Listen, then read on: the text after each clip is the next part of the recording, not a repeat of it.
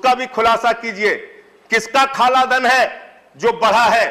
BJP के नेताओं का है कि उद्योगपतियों का है कि अधिकारियों का है कि कर्मचारियों का है? किसका काला धन है? 130 करोड़ की आबादी वाले मुल्क का शिक्षा का बजट मात्र 2%, 130 करोड़ आबादी वाले मुल्क का स्वास्थ्य का बजट मात्र 2.3%। अभी एक खबर आई है मान्यवर, 1 अप्रैल से 800 दवाओं का दाम आप बढ़ाने जा रहे हैं। 800 दवाओं का 10.5%, 10.7% 800 दवाओं का दाम आप बढ़ाने जा रहे हैं, और उसमें तमाम दर्द की दवा है, पैरासिटामॉल जैसी दवा है। तो आप अशिक्षा से दर्द देते हैं, स्वास्थ्य की बदहाली से दर्द देते हैं।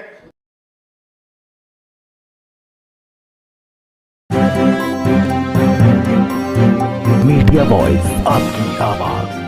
मैं अवध के क्षेत्र से आता हूं, सुल्तानपुर से, उत्तर प्रदेश के, और वहां के अवधी के एक बड़े अच्छे कवि हुए रफीक सादानी साहब। उन्होंने अवधी में एक लाइन लिखी कि जब जब चुनाव आवत है, भात मांगा पुलाव आवत है। भारतीय जनता पार्टी की हालत यही है मान्यवर।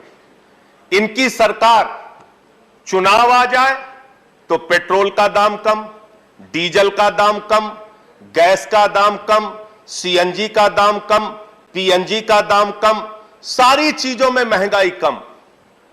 चुनाव बीत जाए तो पेट्रोल का दाम महंगा, डीजल का दाम महंगा, गैस के सिलेंडर का दाम महंगा, सीएनजी का दाम महंगा, पीएनजी का दाम महंगा, सारा कुछ महंगा करने में लग जाते हैं। इसका मतलब महंगाई से कोई आपका गोपनीय समझौता है मान्यवर, कोई गोपनीय समझौता है। जब चुनाव आता है आप कहते हैं थोड़ा दूर हो जाओ, जैसे ही चुनाव खत्म होता है कहते हैं आओ हम तुम्हें बढ़ा रहे, आओ तुम्हें बढ़ा रहे। इस गोपनीय रिश्ते का खुलासा कीजिए। आप लोग ये जो झूठे तर्क देते हैं देश के सामने कि भाई इस समय तो युद्ध की स्थिति है, इस समय तो अंतर्राष्ट्रीय बाजार में कच्चे तेल का दाम बढ़ रहा है, अंतर्राष्ट्रीय बाजार में कच्चे तेल का दाम पिछले 7 वर्षों में कब कब बढ़ा और कब कब घटा, और उसके मुताबिक कब कब आपने हिंदुस्तान में डीजल और पेट्रोल का दाम घटाया और बढ़ाया।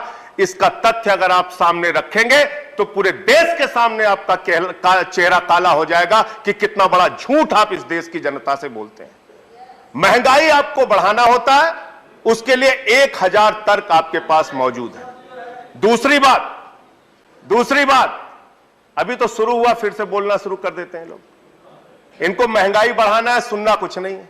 दूसरी बात मान्यवर, जब कोरोना की महामारी आई, पूरे देश में बेरोजगारी बढ़ी, हमारे प्रधानमंत्री जी ने सीना ठोक के कहा हमने मनरेगा के जरिए रोजगार दिया। उत्तर प्रदेश की सरकार ने कहा हमने मनरेगा के जरिए रोजगार दिया। भारतीय जनता पार्टी की तमाम राज्य सरकारों ने कहा हमने मनरेगा के जरिए रोजगार दिया।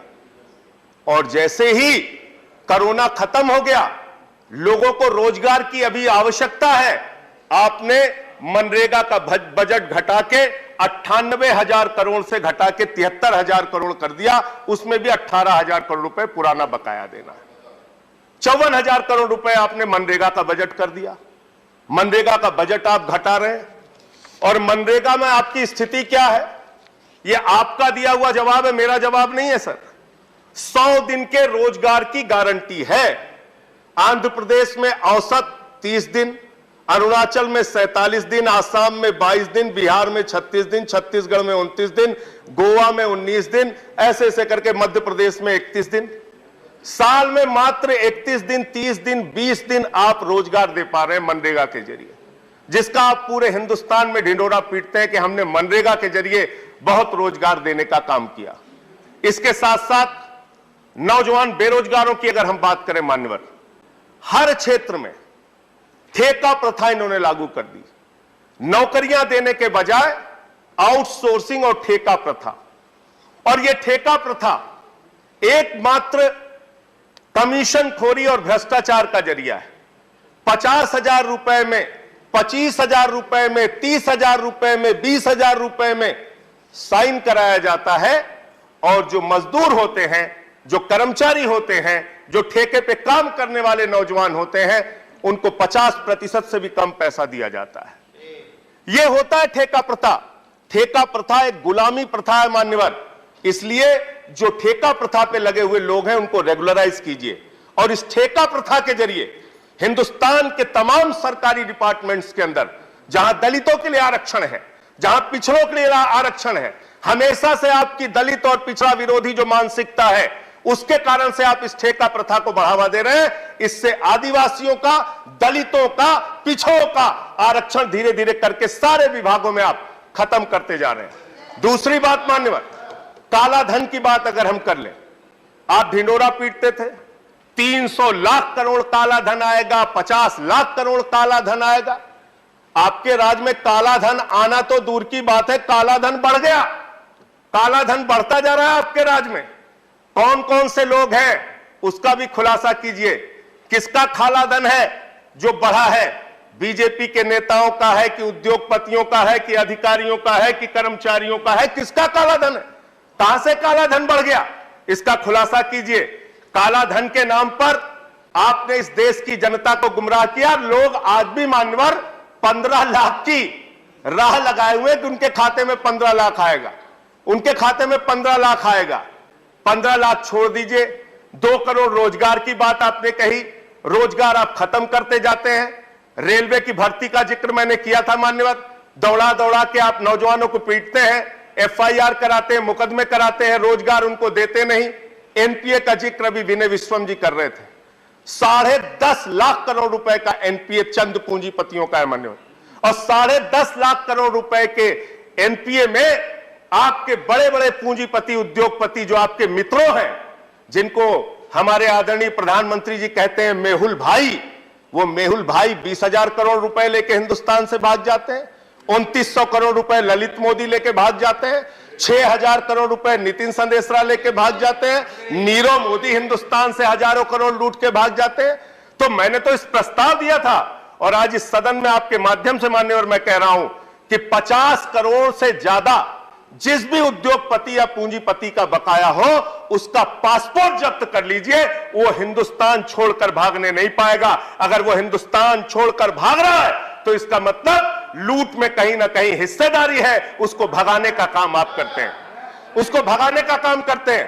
एक गरीब आदमी मान्यवर 10,000 रुपए का अगर कर्जा ले ले तो उसका कॉलर पकड़ के आप हवालात में बंद कर देते हैं।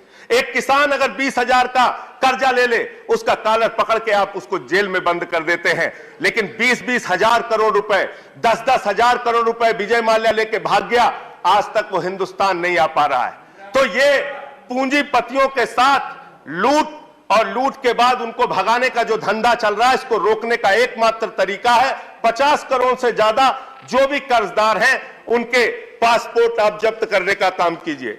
मान्यवर, यहां बताया गया हमने ये कर दिया, हमने शिक्षा में ये किया, हमने स्वास्थ्य में ये किया।